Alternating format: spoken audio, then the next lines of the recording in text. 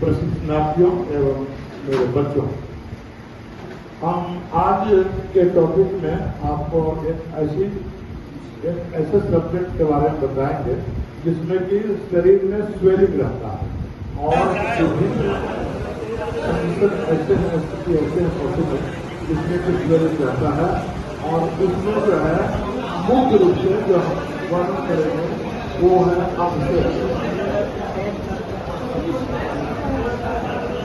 अपश्रेष्ठ,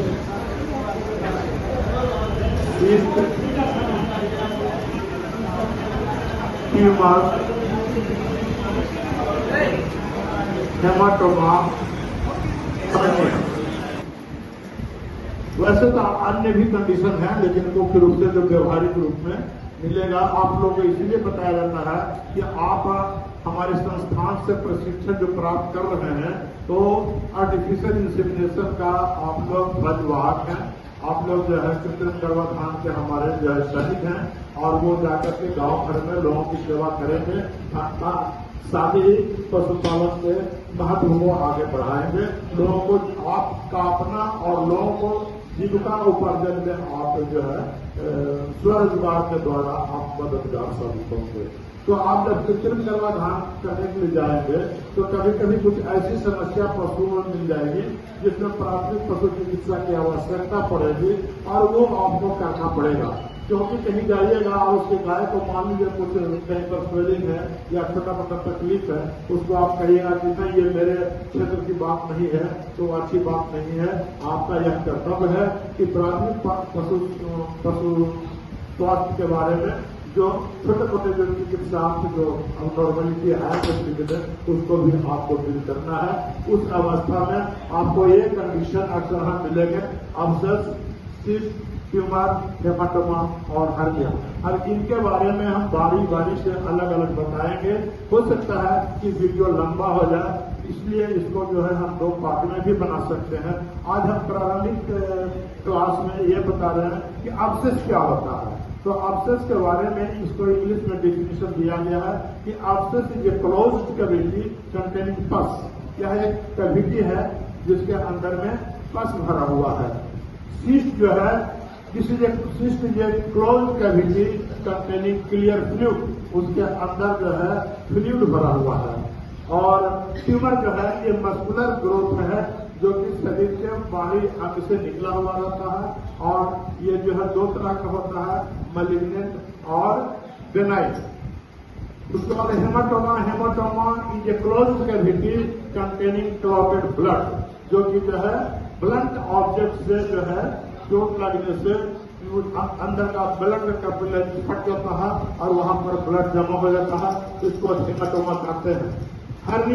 hernia जो है भीतर का आंत वगैरह का कुछ जो है गैस्ट्रोइंटेस्टाइनल ऑर्गन का पार्ट जो है भीतरी लेयर को फाड़ करके और बाहर निकल जाता है, लेकिन स्किन के बाहर नहीं निकलता है, चमड़े के अंदर वो लटका हुआ रहता है, यहाँ भी स्वेलिंग दिखाई पड़ता है, ये हर्निया कहलाता है। और अब हम जो है ये सारे चीज जो है ये सर्जिकल मैनिपुलेशन की बातें हैं, इनके बारे में हम मुख्य रूप से चर्चा करेंगे। तो अब्सेस को देखिएगा तो ये जो शरीर के बाह्य भाग जो लगा रहेगा तो इसका जो है कोई जो है इसका डिमार्केटेड ऐसा नहीं रहेगा।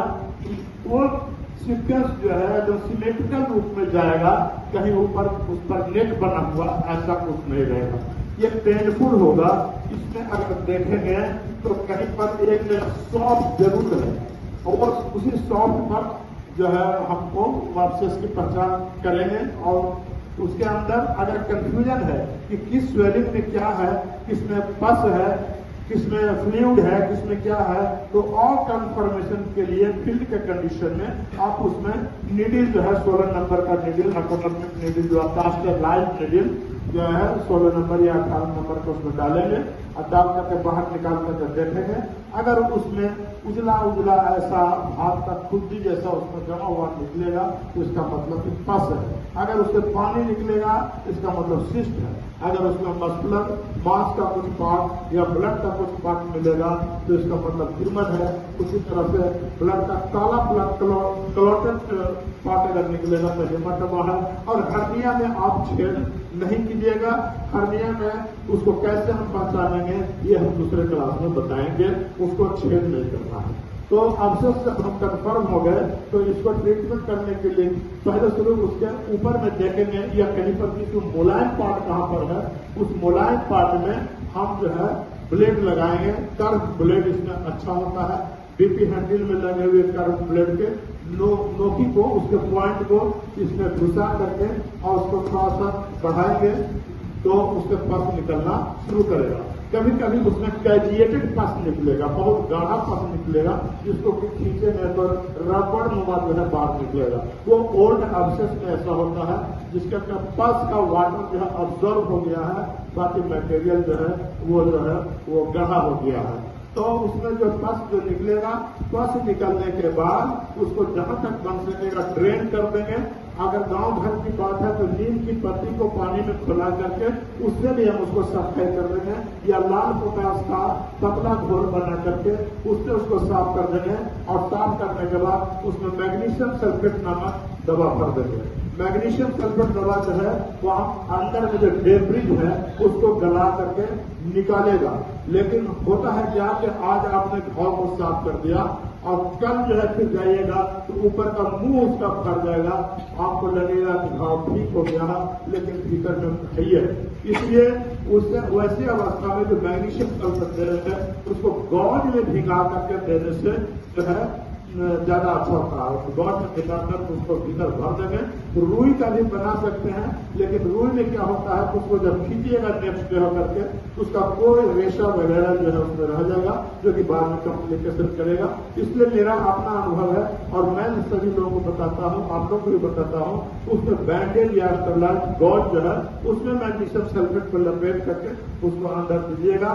एक दिन के बाद जाइए उसको फिर जो है निकाल करके और उसके बाद एंटीसेप्टिक लोशन या एंटीसेप्टिक ऑइंटमेंट से उसको साफ करेंगे और मक्खी से बचाएंगे, क्योंकि मक्खी हो जाएगा तो घाव को और कॉम्प्लिकेट कर देता है। मक्खी से बचाने के लिए जो है उसमें कुछ ऐसे आजकल हमारे पास हर्बल ऑइंटमेंट है जो कि मक्खी को रिपेल करता है, मक्खी को हटाता है। उसके बहुत सी वैसी दवा है, आपको बाजार में उपलब्ध हो जाएगा। उसके बाद उसको जो है बैक्टीरियल इन्फेक्शन और ना हो जाए या सेकंड कॉम्प्लिकेशन ना हो जाए, इसलिए इसमें वैसा एंटीबायोटिक हम यूज करेंगे जो कि ग्राम पॉजिटिव बैक्टीरिया पर काम करता है। इसमें हम लोग के दृष्टिकोण से स्ट्रेप्टोपेनिसिलिन सबसे अच्छा दवा है। और इसके अलावा दर्द वगैरह को कम करने के लिए, ऊपर से सेकने उठने के लिए जो पहले से हम क्लास में कुछ बताए हैं उसका उपयोग करेंगे। और ये जो है अब्सेस के बारे में पूर्ण जानकारी है। बाकी जो स्वेलिंग वाले पार्ट हैं, ट्यूमर है, सिस्ट है, इसके लिए हम अगले जो है क्लास में बताएंगे, क्योंकि वीडियो लंबा हो जाएगा। इसलिए जो है आज की बात अब्सेस तक ही सीमित है। बाकी स्वेलिंग वाले पार्ट के बारे में हम बाद में बताएंगे।